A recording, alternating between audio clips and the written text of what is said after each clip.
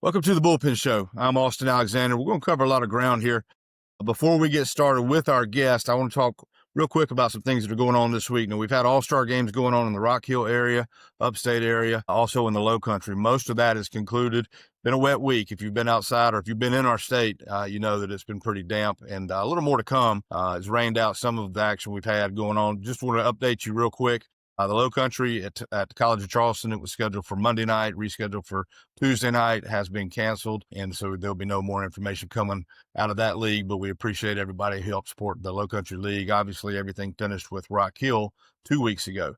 The Midlands was scheduled for Tuesday night, and Wednesday night is now going to be a Wednesday doubleheader. And then the action at Duncan Park up in the upstate, that's going to be on Thursday night, originally scheduled for Tuesday night as well. So it's been wet, but we're making all the adjustments that we possibly can to try to get everything in and reward these players that perform well throughout our various leagues across the state. And then one other mention before we bring in our guest, we got the Fall Showcase this weekend. That's going to be on Saturday at River Bluff. All that information is on the website now. The rosters are on there. The schedule's on there. So any player that signed up for that, all that information is on there. And we look forward to seeing those guys at River Bluff early on Saturday morning. So without further ado, I want to bring in a longtime former player of mine, but also a longtime friend of mine in the state, one of the icons across this state in our sport, Drew Meyer. Drew Meyer played at South Carolina, played at Bishop England. I'm going to give the rundown in just a second. But at this point, I want to bring in Drew. Drew, how are you doing today, sir? Hey, doing good, Austin. Doing good, except for this rainy weather. It's affecting things down in the Low Country. We had a softball game for our church league get canceled tonight. So I appreciate you coming in and pinch hitting real quick because, and for those who probably don't know, I reached out to Drew earlier today. Need a guest real quick because we had nothing going on. All the rain was barring all the baseball from being played in the upstate, the Midlands, and in the Low Country. So we needed something to put on the website. And in true to form, Drew's always ready to play baseball today. He's ready to talk some baseball. So I'm happy that you said yes, Drew. And we're just going to talk about your career. We're going to talk about a lot of other things. First of all, Drew was a two-time state champion at Bishop England, Mr. Baseball. He won everything out of that high school offers to an individual and also as a team player as well. Was a second-round pick by the Los Angeles Dodgers out of high school, went to South Carolina, had an outstanding 3-year career at South Carolina as a starting shortstop for the Gamecocks, went to the College World Series, got to play in Omaha, and was end up being the 10th pick of the first round after his junior year. We're going to talk a lot about pro ball and things of that nature. After shooting through the minor leagues, he got an opportunity to play in the big leagues at the highest level with the Texas Rangers, and then he's going to talk about everything leading up to that and, of course, everything after that. So, Drew, we're going to bring you in. I know you're a huge baseball fan. Before we talk about your career, we got a lot to unpack there. There was a pretty big game last night on Monday night, Game 3 in the World Series. Before we talked earlier today, you mentioned you stayed up for all 18 innings. How much baseball do you watch, and what was your takeaway from 18 innings of that game last night? yeah, usually I watch a lot of the playoffs for Major League Baseball. That's when I tune in. Quite honestly, the regular season during the major leagues, I'm busy. It's the summer. I mean, if it's on and we're cooking dinner, we'll turn it on. But I don't schedule my life around it, so to speak, as far as I do with maybe, I watch a lot of college baseball, the ESPN online stuff. To be able to watch those games is awesome. I mean, just be able to pull up any game across the country and you be able to just see what's going on. People don't realize how lucky they are. You used to get the newspaper or the Baseball America and get the update on who did what, where. You couldn't just go look it up. So watch a lot of that, but definitely watched a lot of that game last night, every pitch of it, including the pregame coverage. I just kind of had a rainy night down here, and I just said, I'm just going to sit on the couch and enjoy it. And I told my wife about the 8th inning. She's like, I think I'm just going to go finish watching this upstairs. I said, good luck. I said, this might have a chance to be a long one. And man, I didn't know it was going to be 18 innings and just a heck of a game. I was just looking through the box score. The box score itself is exciting if you just looked at that. And that doesn't even tell half the story of what was going on there. With those players, I kind of pull them for the Blue Jays just because LA's spending all the money and hitting all these home runs. And I'm like, let's go for the little guy. I got to figure out a way how to beat those guys. It makes it fun because it's not guaranteed that you got to get on the field. But just what an electric atmosphere. That's crazy. Those fans that stayed there the whole game, they got their money's worth yesterday. Absolutely. 18 innings. It was between 6 and 7 hours, right? And it was quite a ball game. We got a chance, and that game had a little bit of everything. It really did, from stuff on the base paths, pitching changes. Got to see a Hall of Famer started, another one come in with the bases loaded, future Hall of Famers. And then I'm going to just go ahead and throw it out there, man. Shohei Ohtani, I say the name, first 2 or 3 thoughts you have are what? When I first heard him come into the league and everybody's saying he's chance to be the best ever, I laughed because I'm like, I know y'all quote unquote thinks of Babe Ruth, but I grew up in an era where Barry Bonds, people were walking him with the bases loaded. That's how good he was when he was in that stretch. But after watching him this World Series, it's crazy to think we're talking about everything he's already done this World Series, and he's pitching tonight. And who knows what he can do? But it's extremely impressive. I thought he hurt his calf or leg I thought he hurt it on that stolen base slide. You're gonna laugh, but I keep my stopwatch around when I watch baseball games on TV, and I had the pitcher at like a 1-4-1 because I'm going, he's got to go. He's not quick to the plate, but he slid in so aggressively and so hard because he needed to beat it. I thought he may have done something on that play, and you kind of wonder with, he's on base 9 times running around. What's he going to be like tonight? If I was, nothing would surprise me. He's going to be fine. But just a once-in-a-lifetime talent. It's unbelievable everything he's doing. And I think what the big part about him and what you can tell from the dugout is his camaraderie with his teammates. Yes, when he does these interviews, they do the translator, interpreter thing. Don't be fooled. That guy speaks English. They talk in the clubhouse. He's part of the group. And they're having fun. Well, it's a lot of fun to watch these guys at the highest level play on the biggest stage, and you got a chance to play at the big league level. A lot came before that, though, and that's kind of where we want to kind of camp out to begin with, Drew. When I got a chance to meet you, you were a 15-year-old. I'd just gotten finished playing, and we got hooked up on the same team. And I keep hearing about this 15-year-old shortstop, and then truthfully, I just got finished playing Division I ball, so I'm not going to probably be that impressed with anything I see from a 15-year-old. And I learned real quick that wasn't the case, but I also learned after I coached for a few years, you don't get a chance to have a Drew Meyer that you can pencil in the lineup very often either. So, I was spoiled right from the get-go, and I got a chance to see at a young age, young player that could run, he could throw, you could swing it, you played the game, you played the game hard, and the game was important to you, and clearly still is. But if we could just kind of go back to when you were in high school, and whether it be with Bishop England, starting out with Legion ball, and then eventually the Diamond Devils, kind of talk a little bit about what you went through at the high school level and how that prepared you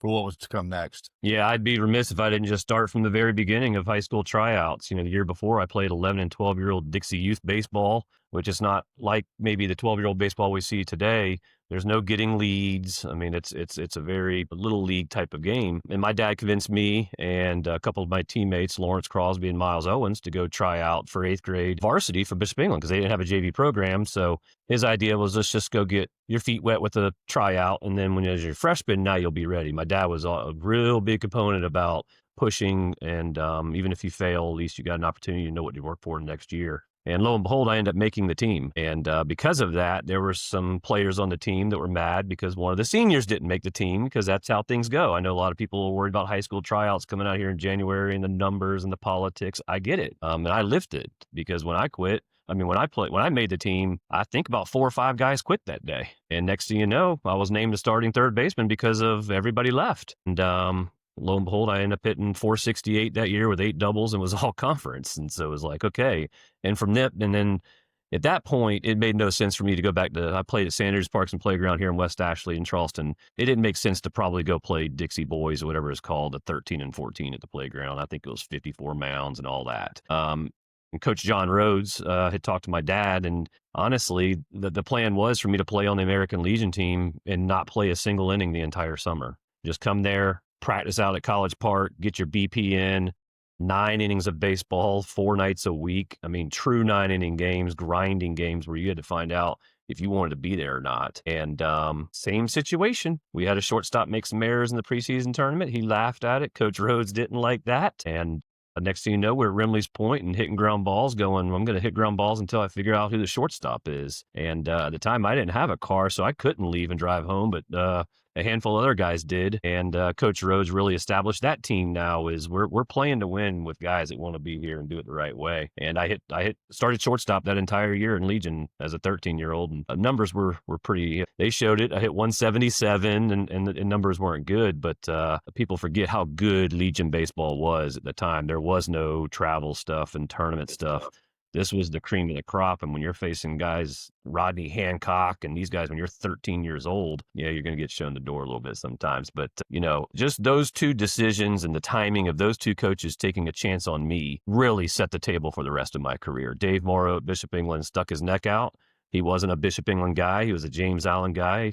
May he rest in peace. But if you knew him, he was a little hothead and he believed in the things he did. And he stuck his nose out and got a lot of criticism for it. But to his credit, he believed in what he did. And I've got a framed Bishop England jersey in my office. And it's got a note from him that he had given me way back then. It's just, you realize when you have a long career and stuff, people were there in every which way you turn to help. I hear a lot of kids today talk about the haters, ignore the haters, blah. I'm like, what haters are y'all referring to? Why are y'all even paying attention to people like that? You should be, and I believe you are if you're good like that. But not even if you're good. If you're around the right program, you're going to be surrounded by good people. Just listen to them. I didn't find it hard to ignore the haters. I just laughed. I said, if you're spending your time worried about what I'm doing, I think I'm winning this situation. And the teams that we ended up putting together at Bishop England and winning 2 state championships, we had Aaron Feldman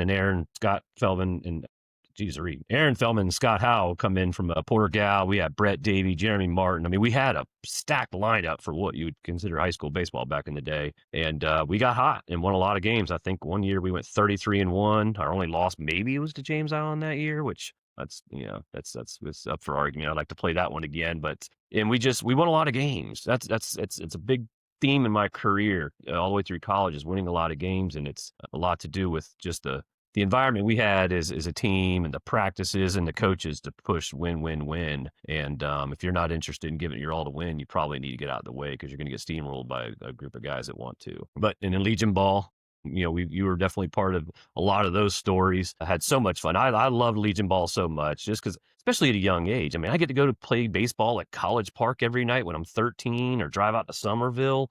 The rest of my team, my classmates are getting ready to be a freshman in high school and figuring that out. And I'm having a blast on the ball field. So the opportunities it gave me, I was just so lucky. But winning a state championship, honestly, one game away. If Ralph Roberts didn't have a slider, we probably would have made it to Vegas for the national championship. I still talk to him too, by the way. He's a great guy. He's on Facebook. But all that together end up leading to just a whole different world with Coach Rhodes and you, my dad, and others, a lot of people, others. So we had a dang good team. And I think some of the things that were being noticed is we weren't being noticed is what we kind of picked up. There wasn't any scouts at the games we were doing. And I know Coach Rhodes was a huge leader in South Carolina of having the vision of what was next. And certainly I was a big part of that first team, but it wasn't just me. Sometimes you can have a great player on a team that's okay, and you can't take him to these great tournaments because you're going to get crushed. It wasn't that. We had a very good team. Most of those players went on to play D1 baseball, at the time. And then now you look at today with the Diamond Devils and what that's become and the number of players that have come through there. And not only that, but we'll get to that later, but just even coaches and guys coming back to coach and help and pass that knowledge on, because we wouldn't be here without any of these coaches trusting us and providing us the knowledge and the encouragement to do what we want to do. So it was a busy time in high school. I mean, in high school and Legion, but it's to fast forward through 5 years. It's about, it's tough. You named those teams were very good teams, and you named a lot of good players, and there's no doubt about it. And I want to kind of camp out there for a moment too.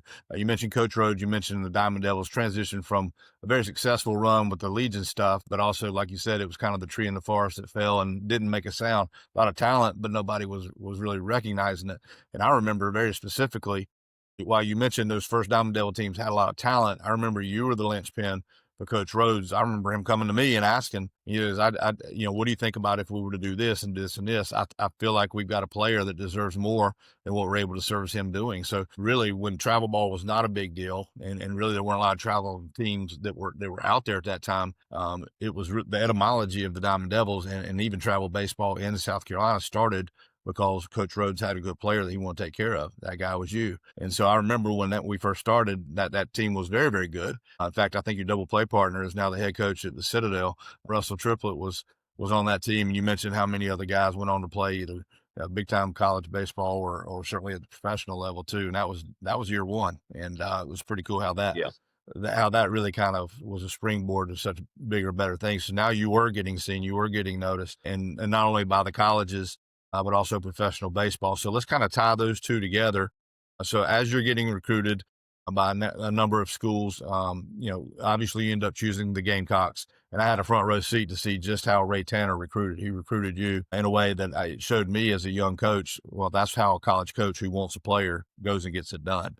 He was everywhere you went, everywhere we went, he was there. And it was just a really cool thing to see. But if you could kind of talk about how the Gamecocks became your school of choice. And then, of course, when pro ball started to become a deal, your senior year, guys are coming in to see you, will see you play quite a bit. You're going to go getting popped in the second round. How did all that end up with you on campus in South Carolina? Yeah, choosing the college was a unique experience. We've had athletes in our family as far as playing some small time stuff here and there, but I would say this probably applies to every athlete out there. Every situation is unique. Nobody's going to be able to tell you exactly how your recruiting process is going to go. You've got to just go with the flow. So, early on back then, I honestly don't even know how they do it anymore. But back then, they'd always start off with the letter you get in the mail. And a lot of times they were printed and sometimes they were handwritten. And that was almost the first test of how valuable that coach maybe thought of you right away, is if you got a handwritten letter. At least that's the perception I had, because I got a bunch of them from a bunch of schools. And just like in sales, you got to do something to stand out in your program. And what better than handwritten letter? And so, Coach Tanner at South Carolina, they definitely were in on me early. I had a lot of interest. Ultimately, North Carolina, I took an unofficial visit to there. Tulane, for some reason, always caught my attention. Maybe because Aaron Feldman was going there, but I don't know. They made it to the College World Series in 2001. I could see something going on good with their program. But honestly, I knew Ray Tanner did such a good job from day one of recruiting. And it wasn't just Ray Tanner. It was the entire staff: Jim Toman, Jerry Myers, Stuart Lake, all four of those guys who I still obviously talk with all the time today and keep up. They just were relentless. I mean, my mom, rest in peace, she died 8 years ago yesterday, if you can believe that. But my mom kept everything. The binder, that's just South Carolina. The correspondence they sent me, that's just South Carolina. And they're just note after note after note, and sometimes there were just quick little notes. Hey, saw you had a great weekend. Let's talk soon. They had their weekly test, but beyond that, it wasn't just letters and stuff like that. It was getting to know Coach Tanner and what he was building in his program. Right before me, they had Brian Roberts was the previous shortstop. He was a first rounder with the Baltimore Orioles. Previous to that was Adam Everett. He was a 12th overall pick, I think, but it was with the Boston Red Sox. It made sense for me to trust Coach Tanner. And that was the number one goal of when you come to college. The goal is for you to leave a first rounder. If you don't, I failed, and that's going to hurt me recruiting. I can't have you come in and not be a first rounder. And so that was the mindset.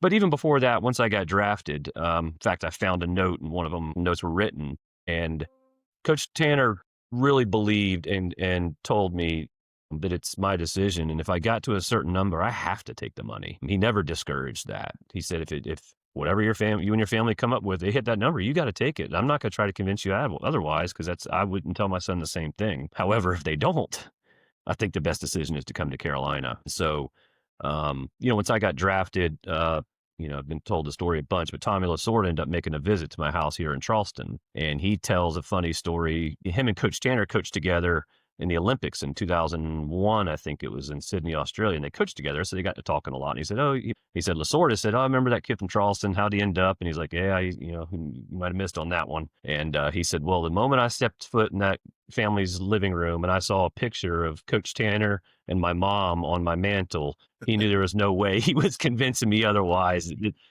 My mom was dead set on going to South Carolina and playing for Tanner, because it's a big decision as far as the money I was facing. I mean, roughly we'll call it $500,000, but I always have to remind people that's pre-tax. And if you want to go down that road. So ultimately for me, I wanted to go to college. I needed to go to college. I was 17 years old when I was still a freshman in college until the second month. And so I wasn't ready. I wasn't ready to grow up. I would have been sent to Billings, Montana, and been on my own. And I don't think that would have been very productive for a lot of reasons. Thankfully, it all worked out, and I ended up at the University of South Carolina. Jeez, it was just probably the best 3 years of my baseball life. I mean, people talk about major leagues and debut. I hate to admit it, but no, the College World Series and the stuff we were able to accomplish at USC that's at the top for me personally.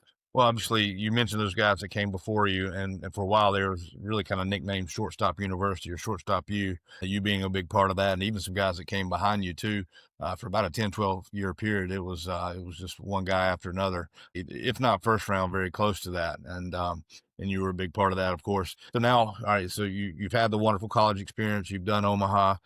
Now it's time for another draft, and this time you have made yourself the first rounder that you intended to be and that Coach Tanner wanted you to be. So you get popped by the Rangers, and so now you're obviously not much of a decision there. The money is right. You sign and you're off. Tell us a little bit about the climb that got you to the big leagues, and I want to hear also when you got to the end of that first climb to the big leagues, what the call was all about, and what did they say to you, and who did you call first? Yeah. So right when I signed, we lost the national championship to Texas on a Saturday at like noon. And I think by Tuesday I flew to Texas to sign my contract. And by Thursday, those are rough. Take a day. I was driving to Savannah and starting my career as a professional ball player for the low A Savannah Sandnats at Grace Memorial Stadium, wherever that dang place is called. I'd rather not play there again. That place was not taken care of at all back in the day. Low A clubhouse. It was a check of reality. I just went and played on national TV for a national championship for nothing but a W. That's it. Everybody on that team was focused for a W. And then immediately went to professional baseball and realized that I am villain number one that just walked in the locker room. I've got all the money and I'm trying to take your job. I mean, that's kind of the feeling when anybody comes into a locker room. I tell people all the time that your biggest competition in professional baseball is your own locker room. You've got to fight those guys to move up. And sometimes that can, especially at the lower levels with younger and immature kids, that some of that stuff hadn't gotten weeded out yet. You run across it. I mean, I've had my wallet stolen, robbed 3 or 4 different times in the first month and a half of pro ball. It's like every time I forgot to take it out of my jeans and hide it during the game, somebody go in there and that's gone. It's part of it, part of being a bonus baby. And it is what it is. But so it was an adjustment. Wooden bat, long year, college, very emotional, but got lucky in a sense. On the night, my birthday is August 29th, my 21st birthday. I want to drive back from Augusta back to Savannah for the last home series of the year. And I guess somebody in AA had gotten hurt, and they wanted me to go play in AA. They had the playoffs coming up, and they needed a shortstop. So they called me straight to AA. So I flew to Wichita on my 21st birthday, go straight to the field, game, go out Old Chicago afterwards. And that team had Mark Teixeira on it, Gerald Laird. There were some dudes on that team. We ended up losing game 7 of the AA playoffs for the Texas League that year. And I tell people this, if you wind back to the Cape Cod League the summer year before, about in a calendar year, about 12, 13 months, I lost the Cape Cod Championship, Game 3. I lost the SEC Tournament Championship. I lost the National Championship, and I lost Game 7 of AA playoffs. I said, that's not easy to even get to all those, much less lose them all. I said, that was a little rough run. And then first season went straight into instructs. And that's when I really got introduced to what professional baseball is all about. The pro minor league stuff to start when you're a half season, it's nothing. But when you get into instructs and you're realizing you're getting up every day at 6 a.m. and you're not getting home until 6 p.m. and you're asleep by 7:30 because you're at the field all day truly working. But ended up going to Stockton, California for my first stop. Didn't last long there, about 2.5 months. Get called up to Frisco, Texas, right when it was opened up. Beautiful ballpark, even better now, but it was ridiculous back then. So spent a lot of time there. Broke a shoulder on a stolen base play. Ironically, I wasn't the one sliding. I was covering second. Catcher throw a little bit up the line. I kind of do the play where you leave your glove in your arm where it needs to be, but you jump and get out of the way. And he clipped my arm hard enough, flipped me upside down, landed on the shoulder, crunched it. So separated that and fractured it. At the same time, my wrist had been killing me, but A-Rod had just gotten traded, and it was no time to sit out for a month and a half with a wrist cleanup. And so I fought through it, or at least tried to. So after that, shoulder, also got the wrist done, and then basically was out for pretty much the rest of the year. Came back for the playoffs that year. And then finally got to Frisco the next year healthy. Didn't last long there either. Went to AAA and in Oklahoma City. Played there for about a year and a half, season and a half, I guess. And then 2006, started off the year got invited. No, I didn't get invited to big league camp, which that's another business of baseball thing. Since I already lived in Arizona and wasn't a 40-man guy, and they knew I'd be there anyway, I didn't get invited to camp, but I literally played in every single spring training game that year. And didn't get the big league meal money, though. It was that's the reasons why. But long story short, I wasn't even invited to camp. And then within 2 weeks of the season, Ian Kinsler had gotten hurt, Mark DeRosa got hurt. And so next thing you know, I got my call up. And so we're playing Memphis. My parents had just come to Nashville. That's the closest we come in the Pacific Coast League circuit. So they just came from Nashville. They just drove home. We got our night game in Memphis. I'm doing my sprints before the game, and my manager calls me over, a longtime manager I've had. He loved me. He actually was a scout for the Rockies when I played in Caracas, Venezuela at 17. And back then, I remember him grabbing me and saying, I'm going to help you to the big leagues one day. And he ended up being my professional manager when I got called up to Double-A. That's the reason they pulled me straight up from Double-A, is because he already knew me and said, give me him. But so he said, what are you doing? That whole thing. I said, I don't know, getting loose for the game, Timmy. Tim Ireland said, what's up, man? He just kept staring at me. He said, I'm still at a loss of what you're doing standing here. It goes on for like 30 seconds. He's really getting me. I'm like, I am totally confused. Slaps me across the face. He goes, you're going to the big league. Go call your mom and daddy. I said, all right. Hell yeah. You don't want to like jump up and down. I mean, guys are always happy for you, but you don't want to overdo it. And so I just go and I sit in the dugout, kind of taking it all in, watching the field, going, all right, first of all, I'm out of here. But sure enough, comes back over and says, what are you doing? I'm like, man, I guess taking it all in, thinking about all the things I got to get done. He slaps me across the face again. He's like, go in the clubhouse and call your damn parents. Because he's met them over the years. And so probably the coolest phone call I ever got to make. My mom and dad just worked so hard with me, for me, everything to give me every opportunity. And to be able to share that moment, to call them and say, good news is I'm going to the big leagues. Bad news is it's in Seattle. They're playing in Seattle, and they just got back from Nashville. So they end up driving to Raleigh because that was the quickest flight they could get, and end up beating me to Seattle just based on how the flights worked out. But then didn't play in Seattle, came back home a couple days later and had a Friday night in Arlington. And sure enough, saw the name in the lineup, and a couple teammates came over, congratulated me, and asked if I'd had tickets for my parents, and I'm like, oh yeah, for sure. And was like, well, let me do this, set you up in my suite, and take care of. So Coach Dave Morrow was able to make it out for that. My family, brothers, all the whole crew, and ended up going 2 for 5 that night, made a couple of diving plays. And to be honest with you, that's about the highlight of my major league career. I played a few more games. The next day I started, I went 1 for 3 with another couple of diving plays, and then they threw a lefty on Sunday, and I never saw the field again. Probably one of the regrets I have is I never walked into Buck Showalter. That was my manager with the Rangers, and asked, what do I need to do on the field to replace D'Angelo Jimenez hitting 190 and making 9 errors this month? Because I could easily complete that. I know that. But he was a veteran type guy, which I never understood that if you can't play well anyway. So I lasted about 35 days, and I tell the kids I coach, it's tough sitting on the bench sometimes, especially when you think you earn it. And trust me, I sat for 30 straight days in the big leagues. I don't care how much they're paying you. It sucks to sit there and watch when you think you should be playing. But you gotta live with it and try to work hard to get yourself out. But really, from that point on, went back to the minors, AAA with Okie City. 2008, hurt my knee, done for the year in August. 2009, ankle, done for the year in early August. 2010, another knee, done in August. And then at that point I got married, and I was like, I'm done. I'm so tired. I think it's just time for me to hang it up. It wasn't easy, but it wasn't hard. I do the things, you're giving up a dream, but when you give it all to the game, and you're out of gas on it, it's easy to say, I'm good. I had my fill, and it's time to move on. And I'm glad I did, because it was the right time. You see a lot of guys that are lifers and stay in the game until they're 39 or 40.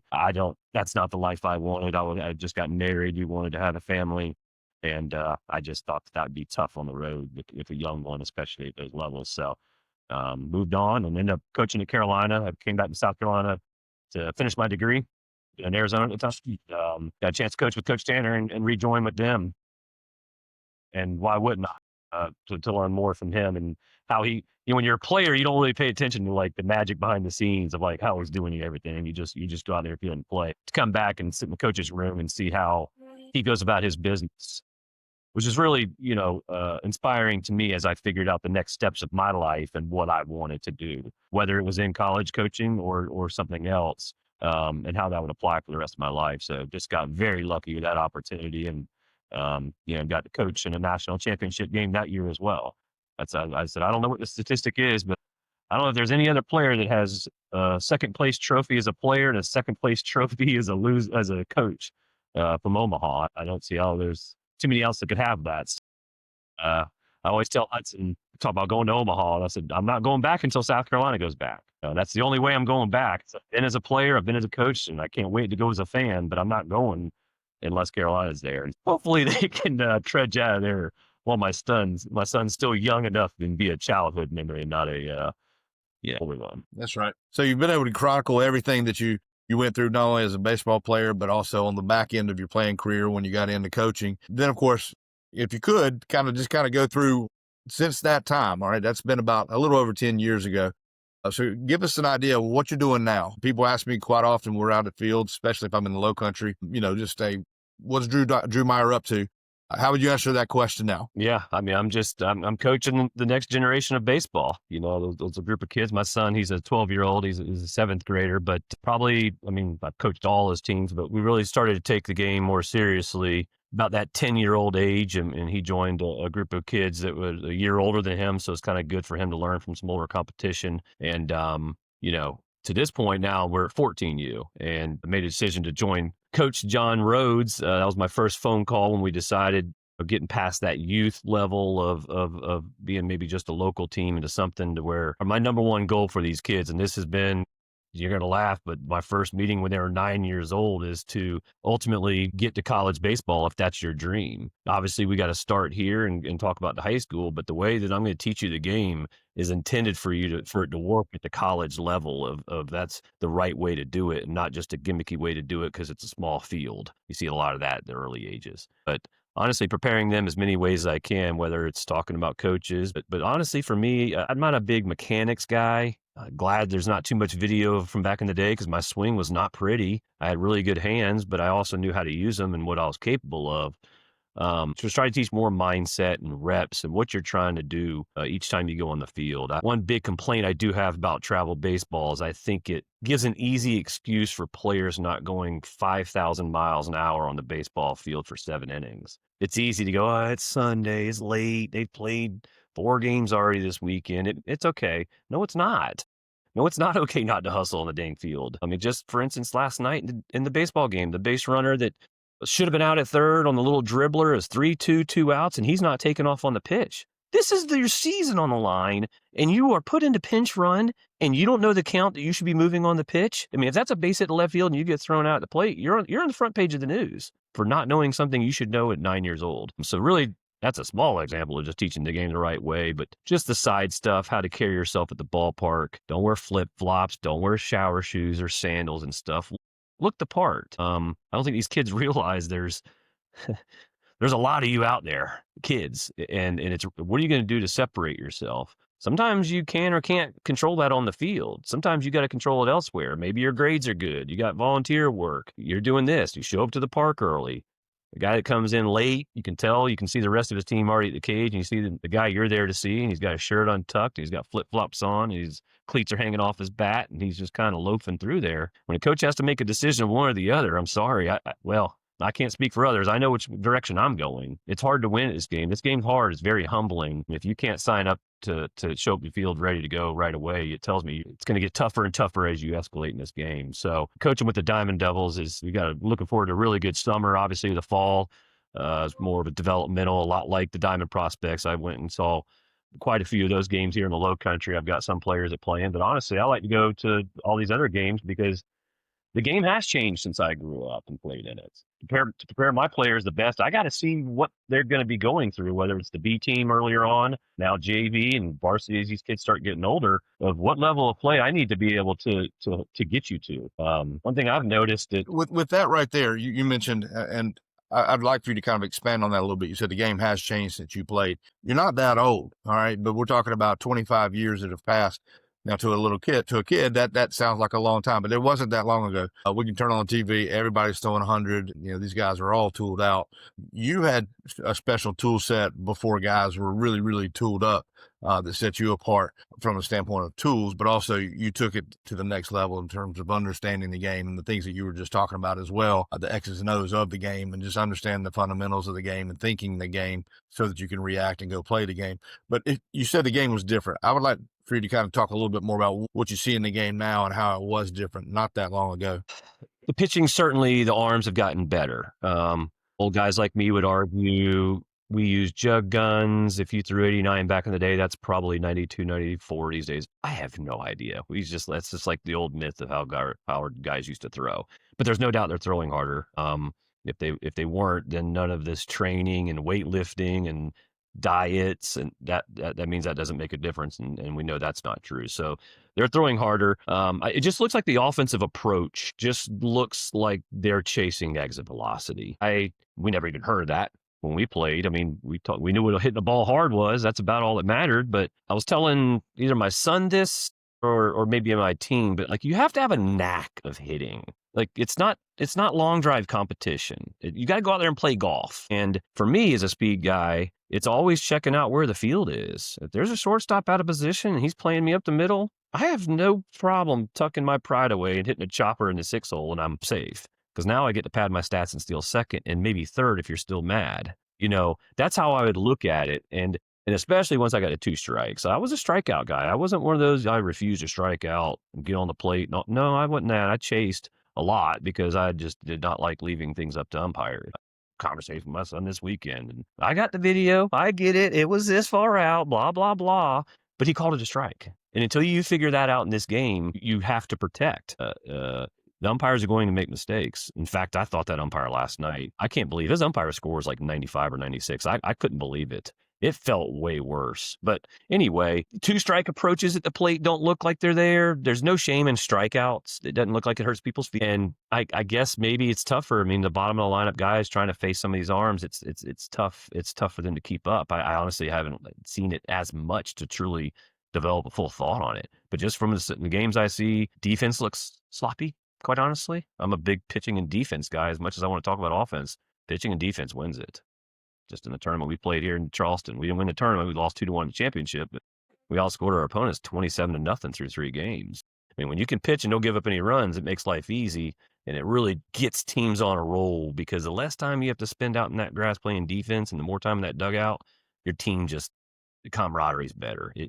When you're sitting out there for 20 minutes on defense, everybody's mad at everybody, and everybody's bitter, and I should be playing, and he shouldn't be pitching. It's bad, negative thoughts. But when you're in the dugout, usually things are going good. So I don't know. It's tough though. These coaches, it's not the same as when I went through high school. I mean, these kids are playing on so many different teams through their lives and being exposed to so many different hitting coaches and this facility, and this guy had this thought, and I saw this video, and y'all see that thing on Instagram. I feel like there's too much noise. I laughed. I found some old Dixie Youth stats. I'm a big practice guy, but in Dixie Youth, my dad had 32 practices for a 11 and 12-year-old Dixie Youth baseball team. I think you got to go out there on the field and do it more. I've seen some high school kids around here, and maybe you can speak to this. You can help me out with this, but they'll get in the cage and fire that machine up throwing, I don't know, however hard it is, because it's too hard. They're making contact like 1 out of 5 swings. I'm like, that's not batting practice. You got to learn how to control the bat, hit it the other way. If you can't do that in BP when you know a fastball's coming, then you need to turn the machine down. That's just my opinion. I don't know. I don't know what that's all about. I guess the theory is we're facing harder pitching, so I need to see it more and I'll be more adjusted. It's not really how that works, in my opinion. I mean, when you face harder pitching, you just got to get your foot down a little more earlier and quieter. Everybody rushes when the guys throw hard. They're easier. They're easier if you get your timing down. I mean, if you can get your timing down, you can hit anything. Like Barry Bonds said, just catch it with the bat. Now, I'm not saying it's easy. Ask those Blue Jays. I mean, how many high strikes last night that they just could not get to, and that's pretty much why they lost the game. They just lived up in the zone. And I see high school pitchers today more living up in the zone back when I played, maybe the bats were better. I'm sure they were, especially in those 5 days. But you had to think about more sinking in on some hands and the sliders away, as opposed to just throw some balls up in the zone and thinking you're going to have any success. I think these pitchers can get away with more with that. And I don't think guys just put balls, put pressure on defense. I'd like to see some of these guys play more defense because I've seen a lot of sloppy defense everywhere. I mean, it's baseball. Baseball's hard, and if you run fast and hit balls hard, it's hard to defend. I mean, I don't know what the second baseman was doing last night. I mean, he just took his sweet all time. He almost beat it. I mean, I'm like, God, are your heads not in the game? And that's how I look at sometimes today's game. I go, did you not realize he might be hustling because we're in the extra innings of the World Series? Did that not cross your mind? And those kind of bonehead things, it happens everywhere in baseball, and that's all our team. But they screwed up in the big leagues too. I'm not saying they're perfect, but if you want to be the best player you can, you've got to do something to eliminate the small stuff, and that's knowing the game and watching the game. I don't know how much baseball these kids watch. My son doesn't. I can tell you that. He didn't sit around and watch TBS and Atlanta Braves all day. They can get the highlights and the videos and the cool stuff, but that's not where you're learning the game. So that's kind of what I see, but I'm interested to see more. I mean, like I said, I live right next to high school, so I see a couple games from them, but I purposely travel out just so I don't see the same guys, and kind of looking forward to it. I enjoyed the Prospect League this year. I really did. And honestly, all the write-ups and stuff you do, I couldn't imagine myself 10 years ago going, oh yeah, I can't wait clicking this high school report and find out what's going on for the day. But I find myself doing that. The Velocity Barn, I love that. It gives good gauges on where certain people are, and it's not the final product. It's nothing. It's just a little bit of info, but I enjoy it. So I really do appreciate you. Well, I appreciate the plug, and I certainly appreciate everything you just said. I'm sitting there nodding with you, but I really, really am agreeing with everything you're saying. I know sometimes when guys like us, old timers, right, old school guys start jump up on a soapbox, it kind of starts to sound, kind of stay off my lawn kind of thing, or back in the day kind of stuff. But you know what? Mhm. Those things that worked back then, while there are a lot of other metrics and all kinds of different things that kids have at their disposal now, really at the bottom line is, can you play the game? There's all kinds of different ways that tools can be measured, balls can be measured, spin rates, and the whole thing. But at the end of the day, the pitcher's got to throw it over the plate. Position players have got to play it, catch it, throw it. You just got to play the game. And those who play it best are the ones we watch on TV, and it's fun to watch. But yeah, kids really should take a page out of what you're talking about as far as watching the game and practicing and just practicing the right things, and talking baseball, being around baseball is really the only way to pick it up. You can read it in a book, or you can go and live it and experience it, and it's just the best way I've found. And I agree with you. Just if you want to improve your IQ and your instincts, be around it more. I tell you what, that listen to you talk in your mid is the way you played back at the turn of the century when I first got a chance to see you play. That sounds like an old school term, but it wasn't that long ago, and you were pretty good at it. And I really appreciate certainly you kind of taking us through your career and the journey that you had, both at the college level, high school, college, into the pros, but also turning back around and giving back to the game that was very good to you. And it's very clear that your passion for the game hasn't changed at all. Might not be able to run as fast, might not be able to throw as well, might not be able to play as well. But I tell you what, when the game grips you, it's got you forever. And I can tell you've still got the bug yourself, but it's a good thing that you're giving back to those who's, those next round of Drew Meyers that are out there just trying to figure this game out as well. That's all we're doing. You're in the grassroots out there trying to help them individually, and we're out there trying to find them and help them get on their way to realize what their dreams may actually be. And so, all of us working together to try to help these guys. Hopefully they're helping themselves and get a chance to play at the highest level that they dream of. That's, I was had to laugh at that you mentioned some of those dates. You got the showcase and stuff this weekend. I started thinking about travel ball and stuff. And one of these binders I have behind me is all the professional letters I got. Typically, obviously they're not recruiting, but one kind of asks for your schedule, and then it starts getting into fill out this questionnaire and stuff like that. But one was, from the Reds, and it just sent me all of remember the old pro workout days. I'm sure they probably still maybe do a couple of those. But back then there wasn't a Diamond Prospect showcase on a Saturday where if somebody wanted to go see a guy, he could. These pro teams would literally have to come in and host their own workouts just for them. And I remember doing those down at College Park with Doc and Howard McCullough, the Diamondbacks, and Roy Tanner, so yeah, Roy, yeah, Roy Tanner, and so Bone. Yep. where the game is really, I know there's always talk about money in the game and youth, and regardless, the people, well, how about this? I can only speak for the people that I know, and that'd be you, John Rhodes, and many others across the state. I'm not going to start naming them, so I don't want to forget anybody. But South Carolina is very lucky to have what we have here, of people that are truly caring about these players and just want them to get to the next level and have as much fun as either they did or other people they've been around, because college baseball is the best. I say it's probably the last time, unless you're playing in the playoffs in major leagues, that you're going to be in a locker room with everybody pulling in one direction with one goal. It might be the last time.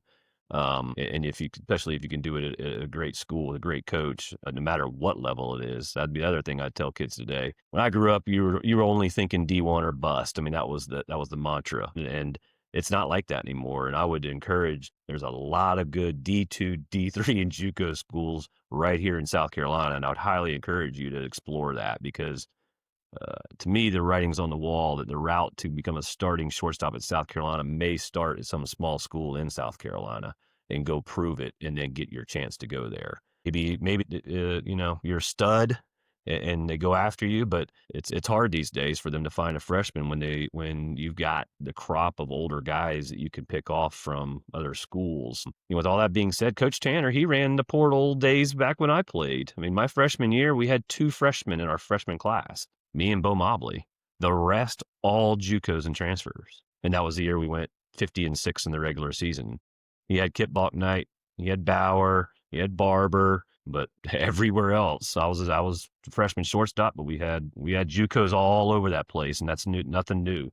Tanner and Coach Toman, they knew how to find them, and that won't ever go away. And in fact, it's going to be more probably front of the line for guys uh, to take advantage of the schools that we have, especially in the state. If you want to play in state, I would start playing your D2, D3, or JUCO in state. You probably got a better relationship with your coaches. Just guessing, but I don't know. I don't know how it works these days. If Ray Tanner definitely, and Coach Toman had those relationships with high school coaches across the state. And I know Coach Maneri and even Coach Backage, it takes time to develop those relationships across, especially when you get down to the Low Country or Myrtle Beach, where it's a little far for them to constantly be there. But I don't know. I'm looking forward to watching all these kids and how it shakes out, because we don't know.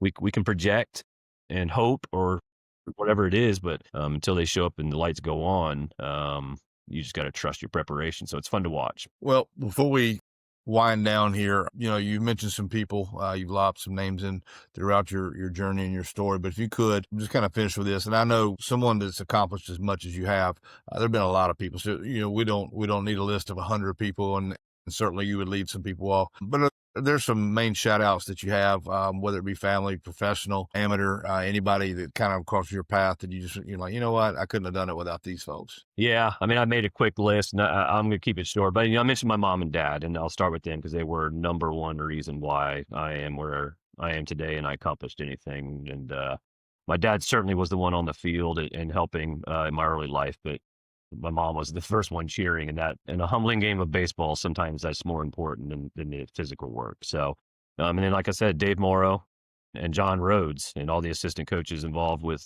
those programs, you being one of them. Go Ray Tanner, Jim Toman, Jerry Meyer, Stuart Lake, Fox Beyer. And for me, I played hard and I needed these guys, but the medical staff at Carolina and the training staff, those guys kept me on the field. I missed one game in my college career, and it was because of the death of my grandfather. And the team was going to LSU, and so I missed Friday night's game, but then flew in Saturday and showed up right at game time and played Saturday, and 3 for 4 with 2 doubles, and we got walked off again at Alex Box, and then Sunday we ended up winning the final game to get out of there. But I played every game, and to be quite honest with you, I was not 100% most of the time. I had some bad back problems and issues that were flaring up all the time, and my hamstrings were always tight. But those guys took care of me. So huge shout out to them, because I wouldn't be there. And then, all my teammates, all this stuff we do, it's fun. Baseball is fun, but the relationships that I've made in this game, they're the best. They're my best ones. I'm in the business world now. I do commercial insurance and made some great friends along the way in different paths. but there's just something different about your old teammates, whether they're, your high school, your college. We shared a lot of very special memories that are ours. Yes, some fans may have their memories of Omaha, but we have ours, and that's special. And we still keep up all the time. Garris Gons just texted me this morning, asked me to let's meet up in Orangeburg for a round of golf Friday. But we've always got stuff going on. But the teammates, because they pushed me, they very easily could have. When I showed up on campus as a freshman and a draft pick like I was, and all the media attention, because it was a lot back then, a lot more stuff was in the papers and stuff. They could have shunned me and not shown me that love. But according to what they said, after watching me practice for the first day, they were like, well, holy cow, we better jump on board with this guy because he's not going to slow down.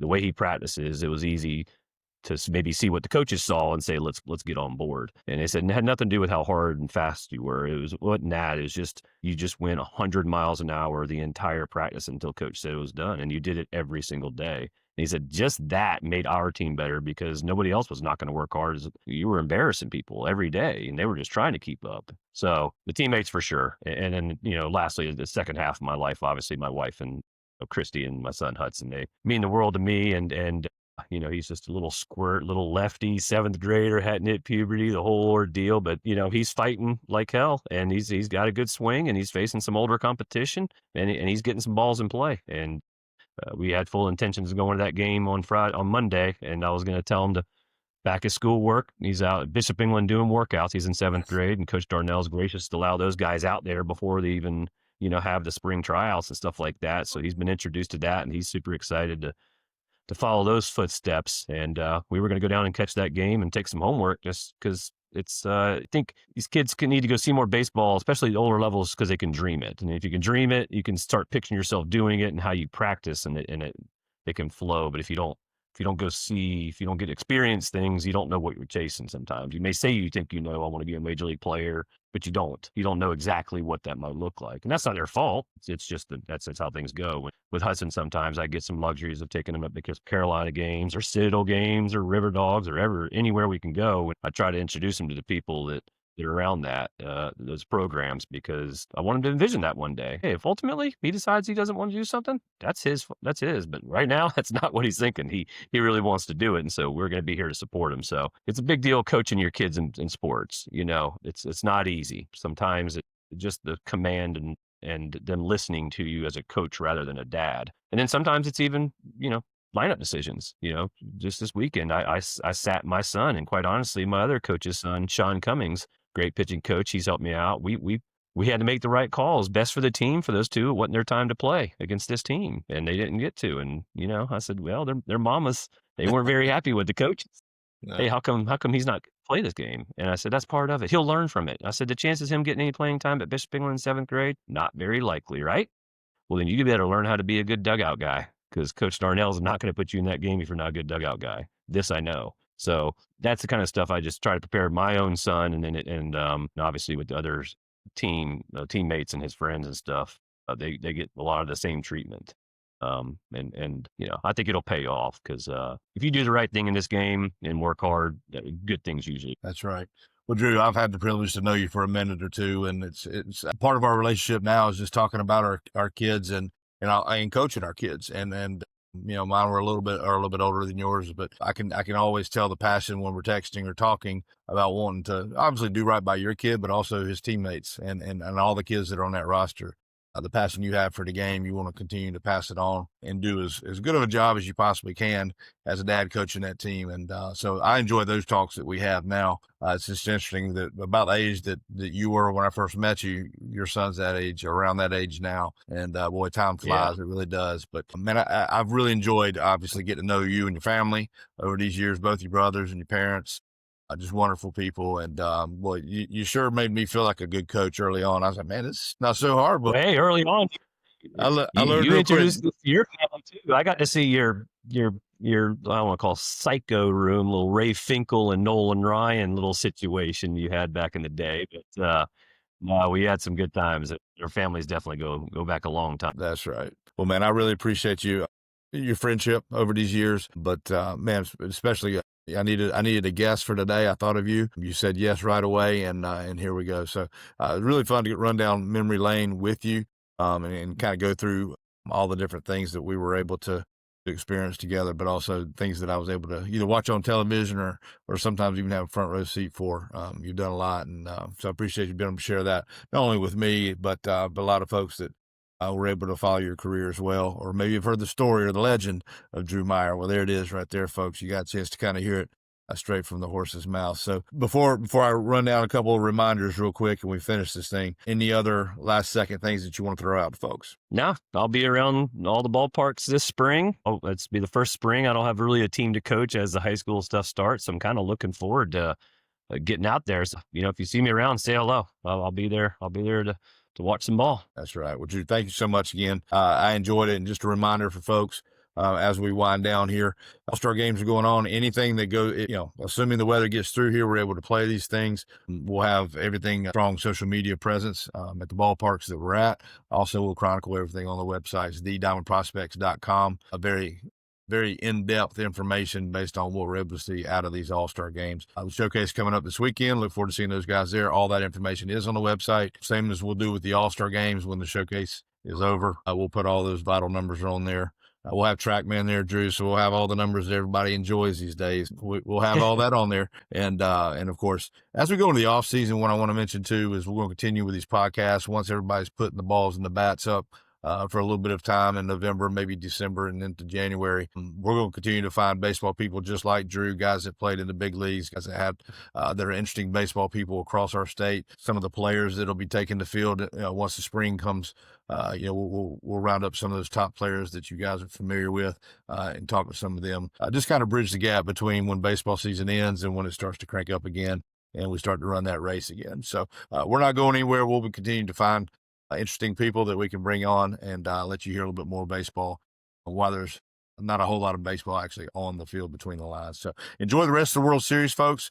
Drew, once again, thank you for joining. And for those of you guys out there, hopefully we'll see you at a ballpark very soon.